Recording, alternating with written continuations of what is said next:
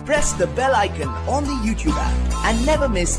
सभी को जय हिंद दोस्तों, आप सभी का हार्दिक स्वागत है जय हिंद रिएक्शंस पे। आशा करता हूं कि आप सभी लोग बहुत अच्छे होंगे। तो आज हम आपके लिए एक लेटेस्ट, इंटरेस्टिंग और एक इन्फॉर्मेटिव वीडियो लेकर आए हैं, जिसमें आप देखेंगे पाकिस्तान के जियोपॉलिटिकल एक्सपर्ट साजिद ताड़ा साहब, जो है तो पाकिस्तानी मूल के, पर वो अमेरिका में रहते हैं और खासकर भारत और पाकिस्तान के रिश्तों को लेकर काफी जबरदस्त नॉलेज और गहरी पकड़ रखते हैं। और वो आज बात करेंगे भारत और अमेरिका के रिश्तों को लेकर, और खासकर खालिस्तानी पन्नू पे एक नया अपडेट आया। तो ये वीडियो काफी इंटरेस्टिंग होगी, आपको बहुत कुछ जानने को मिलेगा। तो इसे अंत तक देखें और चैनल पर नए हैं तो चैनल को सब्सक्राइब कर दें, ताकि हम आपकी लेटेस्ट, इंटरेस्टिंग और इन्फॉर्मेटिव वीडियोस लाते रहें। जय हिंद, जय भारत।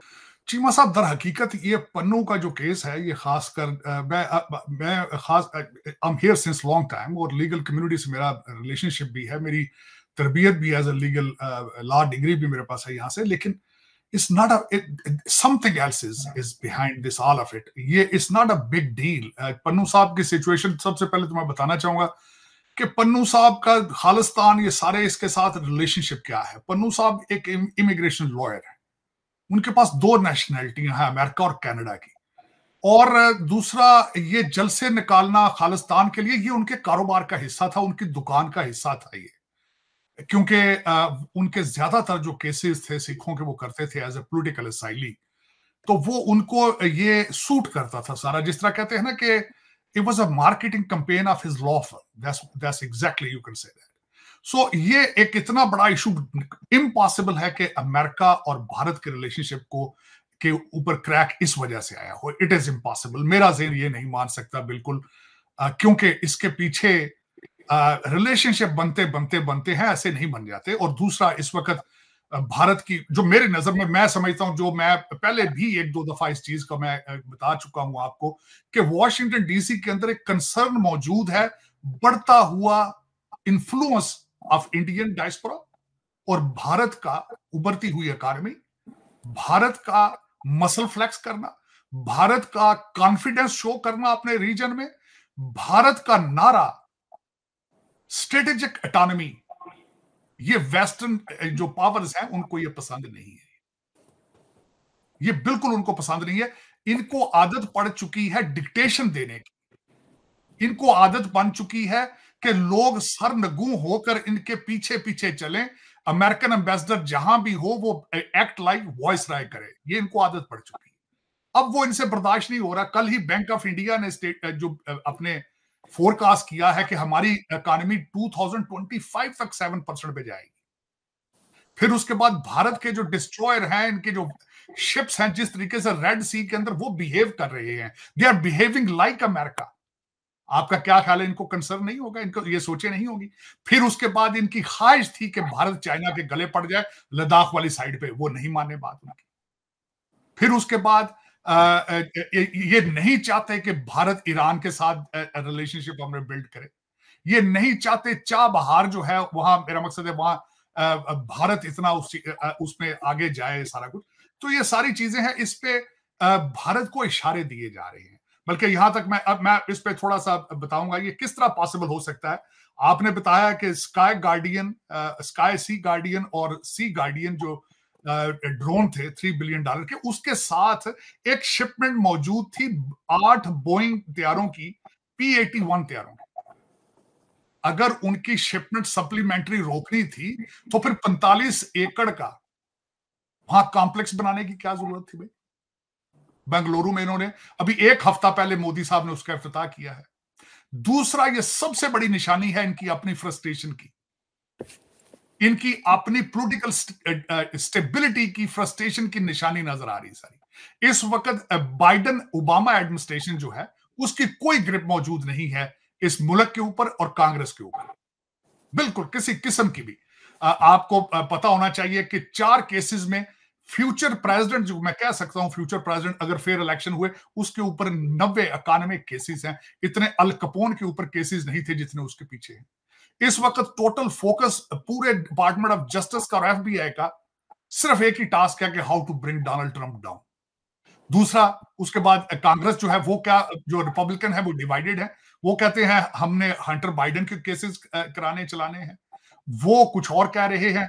पॉलिटिकल स्टेबिलिटी की हालत ये है कि बाइडेन, सारी दुनिया, सारे अमेरिका को पता है कि he is not able to run for election. लेकिन ये कि वो दूसरा असली जो डेमोक्रेट कैंडिडेट है वो सामने नहीं लाया जा रहा। तो टोटल कंट्री एक केयास है। और आज इसके ऊपर एक और बॉम्बशेल भी चला है, मैं वो भी बताना चाहूंगा। आज जेपी मॉर्गन का एक हेड है जिनका नाम है जेमी डायमंड। उन्होंने आज एक नई खबर छोड़ी है कि America is a ticking bomb with $34 trillion debt. $8 trillion की जंगें इन्होंने लड़ी हैं पिछले 10 साल के अंदर।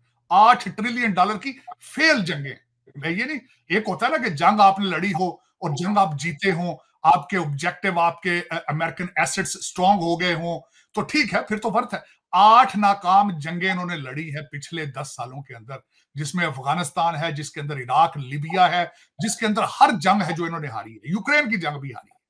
और $8 ट्रिलियन मेजॉरिटी करप्शन में गया है। यहां के अमेरिकन मिलिट्री इंडस्ट्रियल कॉम्प्लेक्स ने उसको खुर्द-बुर्द की है, उसको ऑफशोर अपने बैंकों में जमा कराया है। मैंने अगले दिन ट्वीट की थी दुख के साथ, जिस करप्शन को मैं पाकिस्तान छोड़ के आया था, it has followed me here in the United states of America. 106 billion मांग रहे हैं आज। ये किसके लिए? यूक्रेन की जंग के लिए और गाजा की जंग के लिए। और मैं गारंटी, मैंने इसके सपोर्टिंग आर्गुमेंट ये दूंगा कि इस वक्त प्लेयर हैं कौन? ऑस्टिन लॉयड, जो कि ओबामा के अपॉइंटेड हैं, वो रैथियान से आए हैं। रैथियान इज मिलिट्री इंडस्ट्रियल कॉम्प्लेक्स है, कॉन्ट्रैक्टर्स है। दूसरे भाईजान जो टोनी बिल्कन साहब हैं, वो बोइंग के बोर्ड पर थे। ये सारे का सारा एक ड्रामा जो था। मैं यहां पे ये अर्ज करना चाहूंगा कि मेरे वालिद साहब, जो कि 1958 के ला ग्रेजुएट थे, उन्होंने एक दिन मुझसे आज से 35 साल पहले कहा था, उन्होंने कहा था कि तुम गलती कर रहे हो अमेरिका में रहने की, क्योंकि यहां भी इंसान वही कुछ कर रहा है, सिर्फ सूट और टाई में कर रहा है। आज मुझे 35 साल बाद ये नजर आ रहा है कि वाकई ही ह्यूमन इंस्टिंक्ट है कि जहां भी उसको करप्शन की अपॉर्चुनिटी मिलेगी वो वारदात डालेगा। इस वक्त वो जो चेक एंड बैलेंस सिस्टम था अमेरिका का, जिसकी वजह से ये अब सुपर पावर बना था, वो टूट चुका है। इस वक्त चेक एंड बैलेंस सिस्टम काम ही नहीं कर रहा। Congress has become a non functioning institute. Her American को पता है, सिर्फ 11% American have left faith in Congress. तो उस कांग्रेस ने भारत को चैलेंज किया है, उसका क्या असर होगा? कुछ असर नहीं होगा। इस वक्त जो सबसे बड़ी बात, जो स्ट्रेंथ है भारत की, वो भारत का पढ़ा लिखा, अमीर, जो मैं कहूंगा बल्कि खासकर technocrat diaspora. Technocrat, the word is a technocrat. आज अमेरिका से भारतीय डायस्पोरा चाहे तो मिनटों स्किंटों में इनको फारग कर देगा। मैं उनकी डेली बेस पे स्ट्रेंथ देखता हूं चीमा साहब, वॉशिंगटन डीसी के अंदर भारतीय डायस्पोरा की। आप अजय बंगा देख लें। मैं कहता हूं इस बात को, मेरी इस बात से को काउंटर करने से पहले गूगल जरूर इस्तेमाल करें, भारतीय सीईओ चेक कर लें अमेरिकन कंपनियों के कितने हैं इस वक्त। और 2 प्रेसिडेंशियल कैंडिडेट, आज भी एक खड़ी है रिपब्लिकन साइड पे, आज भी एक खड़ी है, और दूसरा उसके बाद आप उनका इन्फ्लुएंस देख लें आप, तो मैं I'm सरप्राइज। इनको इतना ये सारा कुछ इतना जो है आगे नहीं जाएगा। ये सिर्फ इशारे दे रहे हैं, अभी इशारों तक बात हो रही है। ये ना इन ड्रोन के ना देने से भारत को कोई फर्क पड़ेगा, और ना ही इससे कोई, अगर देखा जाए कि वो उनका कोई डिफेंस वीक हो जाएगा। उनकी जो ग्रोथ जिस तरीके से हो रही है भारत की, वो इनके कंट्रोल से बाहर है मेरे ख्याल में। हाँ, जिसमें ये इशारे देना चाहते हैं, इशारे ये पाकिस्तान को भी खुश करना चाहते हैं भारत के ड्रोन रोक के, ये कनाडा को भी खुश करना चाहते हैं भारत के ड्रोन रोक के, ये आगे रशिया पे भी प्रेशर, उसको भी सिग्नल देना चाहते हैं। तो ये इशारे सिग्नल दे रहे हैं मुझे, लेकिन इसमें से इनकी फ्रस्ट्रेशन नजर आ रही है और इसमें से कुछ भी नहीं है। पन्नू साहब इज नॉट दैट, इतना स्टैचर नहीं है उनका कि वो इंटरनेशनल पे लेवल पे मुल्कों की फॉरेन पॉलिसीज पे इंपैक्ट कर सके।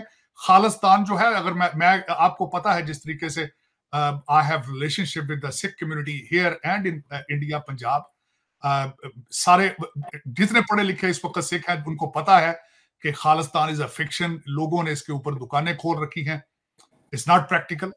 इस तरह कभी ना मुल्क टूटे हैं ना कभी मुल्क बने हैं, लेकिन ये कि इस पे कई लोगों की रोटियां चल रही हैं और वो चला रहे हैं। मेरे ख्याल में ये एक अमेरिकन फ्रस्ट्रेशन की जो आज खबर आई है, इसमें भी कोई हकीकत नहीं है और ना इसकी कोई भारत के ऊपर इसका कोई असर पड़े। दोस्तों, आशा करता हूँ कि वीडियो को आपने अंत तक देखा होगा और हमेशा की तरह साजिद ताड़ा साहब के एनालिसिस और उनके पॉजिटिव व्यूज आपको काफी पसंद आए होंगे, जहां पे इन्होंने बात की हमारे प्यारे देश भारत के बारे में और खासकर इंडिया और अमेरिका के बीच में जो डिफेंस डील्स होने जा रही हैं उस पर, और खासकर खालिस्तानी पन्नू को लेकर। तो वीडियो में आपको काफी कुछ जानने को मिला होगा। अगर आपको वीडियो पसंद आई है तो इसे लाइक और शेयर जरूर कर दें, और चैनल पर नए हैं तो चैनल को सब्सक्राइब कर दें, ताकि हम आपके लिए लेटेस्ट इंटरेस्टिंग और इन्फॉर्मेटिव वीडियोस लाते रहें। तो चलिए फिर मिलेंगे ऐसी किसी जबरदस्त वीडियो में, तब तक अपना ध्यान रखिए। जय हिंद, जय भारत।